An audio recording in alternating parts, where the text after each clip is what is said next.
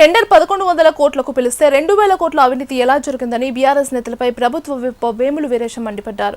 Hyderabad Gandhi Bhavan CLP హాల్లో జరిగిన కాంగ్రెస్ నేతల సమావేశంలో వేములు పాల్గొన్నారు. కేటీఆర్, హరీష్ రావు, ఆర్ఎస్ ప్రవీణ్ కుమార్ అందరూ కలిసి ఒక డ్రామాకు తెరలేపారన్నారు వేముల వీరేశం. మంత్రి అడ్లూరి లక్ష్మణ్ కుమార్ పై అడ్డగోలుగా ఆరోపణలు చేస్తున్నారని మండిపడ్డారు. టెండర్ 1100 కోట్లకు పిలిస్తే 2000 కోట్ల అవినీతి ఎలా జరిగిందో బీఆర్ఎస్ నేతలు చెప్పాలని వేములు డిమాండ్ చేశారు. తెలంగాణ ప్రజానికం మిమ్మల్ని ఓడించినా ఇంకా మీకు అహంకారం తగ్గడం లేదన్నారు విప్ వేమూరి వీరేశం. నిన్నటి నుంచి కేటీఆర్, హరీష్ రావు వీళ్ళ మధ్య సందిట్లో సడేమియలాగా ఆర్ఎస్ ప్రవీణ్ కుమారు ఒక డ్రామాకు తెరదీశారు.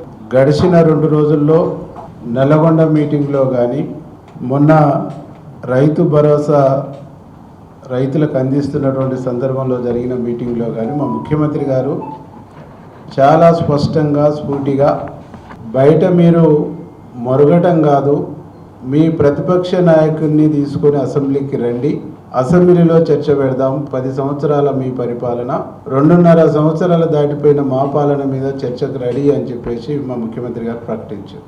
మా ముఖ్యమంత్రి గారి సవాల్ని స్వీకరించే దమ్ము లేక కేసీఆర్ని ఒప్పించి అసెంబ్లీకి తీసుకొచ్చే ముఖం చెల్లుబాటు కాక ఈరోజు పూటకొక డ్రామా, పూటకొక వేషం కట్టి వీళ్ళిద్దరు తిరుగుతూ ఉన్నారు. ఒకరు ఒకే